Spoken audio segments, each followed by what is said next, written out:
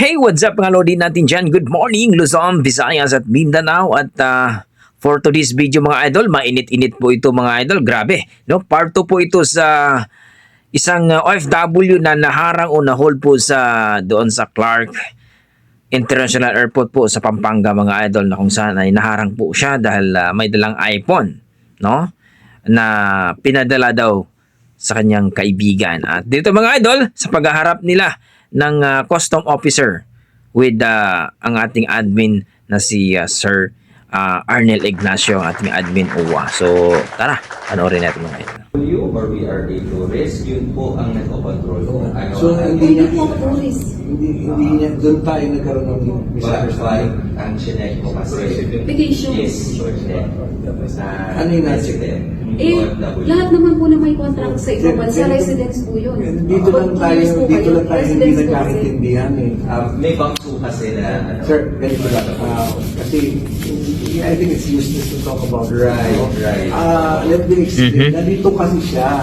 Kasi ang intindi niya, residente siya dito. Kaya nilagay niya resident.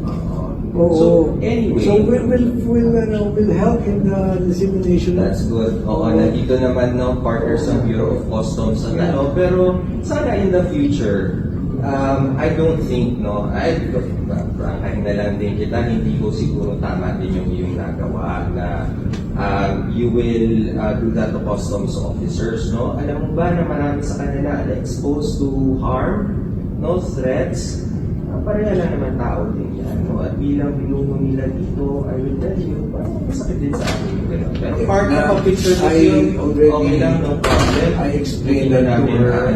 Yun, pero sana let's give a little bit of space naman, no? To basic, ano ba, yung naunawaan namin Opo, kayo. pero sana din po, paunawaan din po nila kami. Walang Na problema. kaming mga dumarating, kaming mga OFW, yung paghihirap namin doon. Tapos siyempre, sa culture na po natin, sa mga nababalitaan na natin.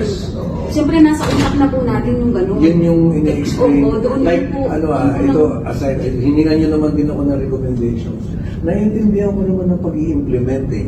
Kaya ako nag-suggest ng messaging. Like, for example, yung pagbawal, di ba? Bawal. Yung ano daw, yung pagbumukas. Opo. Okay, naiintindihan ko yun.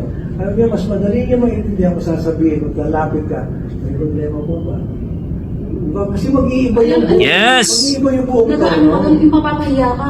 Totoo yun. Bukas ng ano dyan, tapos ang daming tao.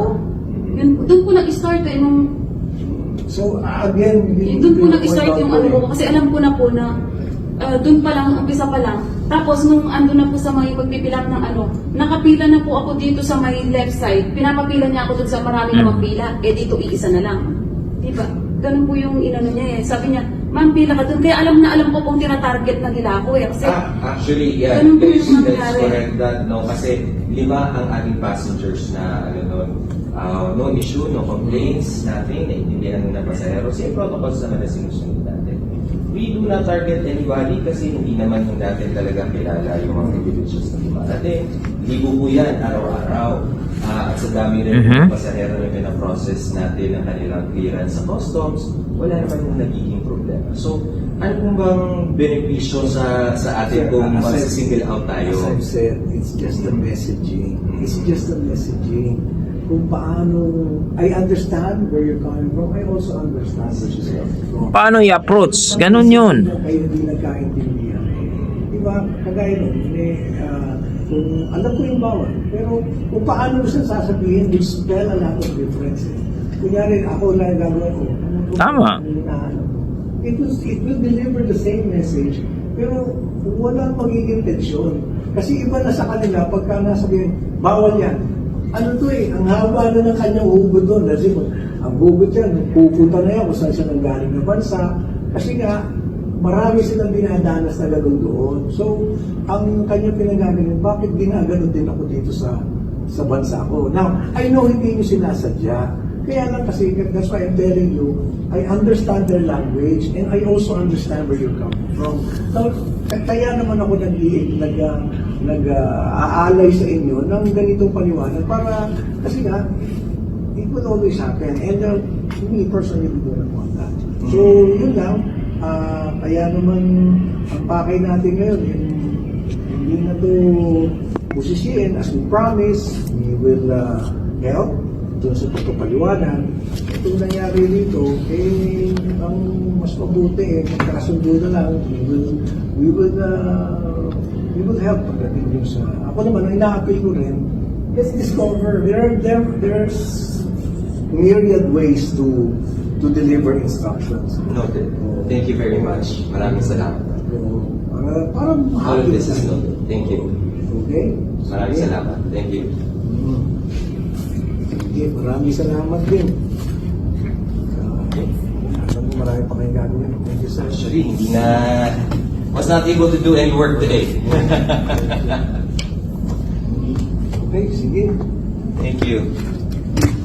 Sir, good?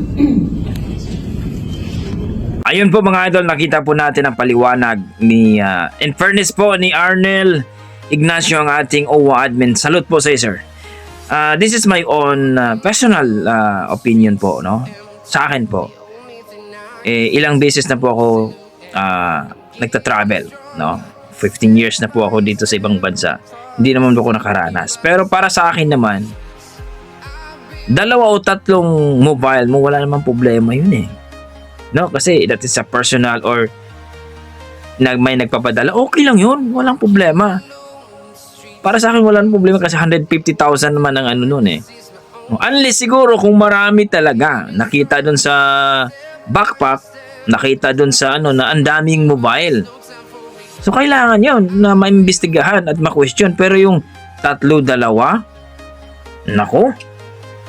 Tapos yung approach ng custom, iPhone yan, mahal yan. So ano problema kung mahal? No, tama. Kung may mali man sa paglagay ng doon sa declare, pwede mo sabihan doon, mali yan ma'am, dapat ano. Kasi iniisip niya na resident siya ng bansang Pilipinas. Oo. Kasi hindi na po na minsan iniisip, magtatanungan pa nga kami sa deklarasyon, magtatanungan pa kami dyan sa aeroplano. O minsan doon sa pagdating na sa ano, magtatanungan kami, ano ba dito ilagay natin dito? Kasi sa totoo mga idol, hindi na po namin naiisip yung mga ganyan kasi excited na kaming umuwi ng bansang Pilipinas kasi siyempre, pamilya namin. Yan sinasabi natin na bagong bayani daw ang OFW, pero pagdating sa Pilipinas, may mga iba naman. Ako, hindi naman ako nakaranas ng ganyan. May iba naman na talagang na-disappointed. No? Na-disappoint po sa pangyayari. Kung paano, tama yung sinabi ni Sir Arnel Ignacio na i-approach ng maayos kung ano ba, nangyari, saan ba dito ilagay? Resident ba to o OFW? Kasi, di ba, dapat i-guide. Kung may mali i-guide. Unless na siguro mga kapatid dito in fairness naman sa mga custom dyan sa atin sa Pilipinas, marami namang matitino. Tingnan mo, kung balikan natin yung video, kung hindi nag-video si ma'am, kung hindi siya nagsabi na naka-live ako, ewan ko lang kung anong mangyayari doon. Pero, yun pa nga sinasabi natin, hindi naman lahat. No, hindi naman lahat. Gaya na sinabi natin, hindi lahat. Pero, yung sinasabi natin, makikita naman natin kung may gumagawang kabulastugan eh. Kung mga dami na talagang cellphone na dala, siyempre, trabaho nila yun. Pero, hindi yung makikita naman natin eh. May mga video naman eh. Kaya, kung iba pa yon na hindi pa medyo malakas ang loob, ewan ko lang. Hindi ba yun, medyo malakas lang si ate, tingnan mo. Kaya, salute ako kay Sir Arnel Ignacio kasi nga, pinaliwanag niya, i-approach ng maayos kung anong problema. Hindi yung, iPhone yan, mahal yan, 100 plus yan. So, anong problema kung 100 plus? Nagtatrabaho ang mga OFW sa ibang bansa. Almost 5 years, 15 years. Ngayon lang makabili ng cellphone, regalo sa sarili.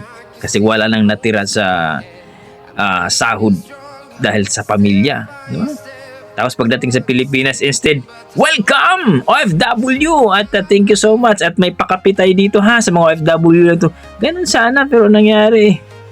Ibig happy sana yung mga OFW umuwi. Minsan, nako, sila pang nagbigay ng Alam niyo mga kapatid, real talk tayo Yung mga OFW natin na sa bahay, kawawa yan sila sa totoo lang, hindi naman lahat.